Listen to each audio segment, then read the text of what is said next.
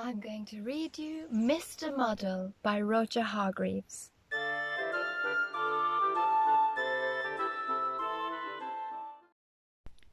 Poor Mr. Muddle just couldn't get anything right. Everything he did, everything he tried, everything he said was muddled. Totally, utterly, completely, absolutely muddled. Imagine, for instance, something as simple as hammering a nail into a wall. Now, what could get muddled with hammering a nail into a wall? Mr. Muddle could get it muddled, and frequently did. Imagine, for instance, something as simple as putting on your coat. Now, what could get muddled with putting on your coat? Well, see for yourself. Only Mr. Muddle would put on his coat like that. Imagine, for instance, something as simple as going for a walk. Now, what could get muddled about going for a walk? Well, when your legs start walking one way and you start walking the other, that's a very muddly sort of walk. Poor Mr. Muddle, walking one way and going another. Now, you'd probably like to know where Mr. Muddle lives. In a house by the sea near a place called Seatown. Mr. Muddle's house was supposed to be in the country, but Mr. Muddle, who built the house himself, had got the place muddled up. Of course. And you can tell that Mr. Muddle had built the house himself, can't you? This story starts one afternoon when Mr. Muddle was having his breakfast.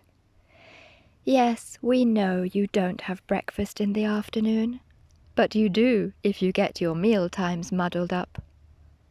Mr. Muddle was having bread and butter and jam and a cup of tea with milk and sugar.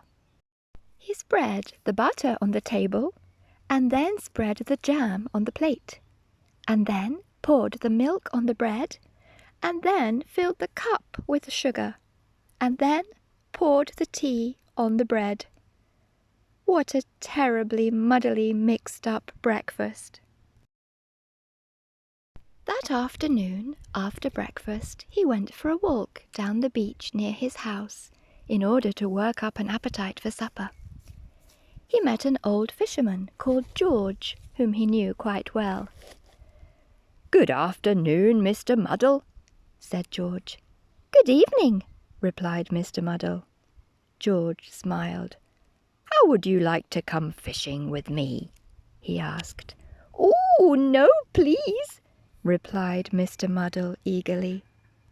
"Help me push the boat out from the beach," called George.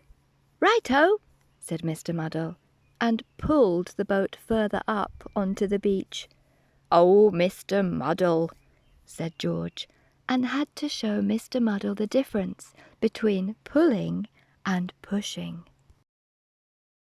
However, eventually, somehow or other, they managed to get the boat out to sea. "Now let's fish," said George, dropping a fishing line over the side of the boat. "Right-o," said Mr. Muddle, and dropped himself over the side of the boat. Splash! "Oh, Mr. Muddle," said George again. It wasn't any good, and they didn't catch any fish, so they decided to go home before it became dark. "Help me pull the boat up onto the beach," called George.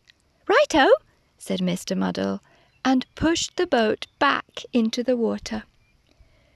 George was just about to say, "Oh, Mr. Muddle," again, when he had an idea. He smiled to himself. "Help me push the boat out into the sea," George called. "Right-o," said Mr. Muddle, and pulled the boat up onto the beach. "Well done, Mr. Muddle," said George. Mr. Muddle smiled a smile and went home. George smiled a smile and went to tell everybody. The following day in Seatown, Mr. Brick the builder asked Mr. Muddle to hold his coat for him. "Righto," said Mr. Muddle, and held his ladder for him, which is what Mr. Brick really wanted. "Well done, Mr. Muddle," smiled Mr. Brick, who'd been talking to George. Mr. Muddle was very pleased. Then Mrs. Scrub at the laundry asked Mr. Muddle to pass her the soap. "Righto," said Mr. Muddle, and passed her a clothes peg, which is what Mrs. Scrub really wanted. "Well done, Mr. Muddle," smiled Mrs. Scrub, who'd also been talking to George. Mr. Muddle was extremely pleased. And then Mr. Black the coalman asked Mr. Muddle to lift a sack of coal down from his lorry. "Righto," said Mr. Muddle, and lifted a sack of coal up onto the lorry, which is what Mr. Black really had wanted all along. "Well done, Mr. Muddle," smiled Mr. Black. George had talked to everybody. Mr. Muddle was delighted. In fact, Mr. Muddle was so delighted he decided to go home and cook himself a large meal to celebrate. Roast turkey and peas and potatoes and gravy. He put the turkey in the cupboard to cook. He peeled the peas. He put the potatoes in the refrigerator to boil. And then, do you know what he did? He tried to slice the gravy. Oh, Mr. Muddle! I hope you enjoyed the story. If you want to hear more, subscribe. See you soon for more stories. Bye!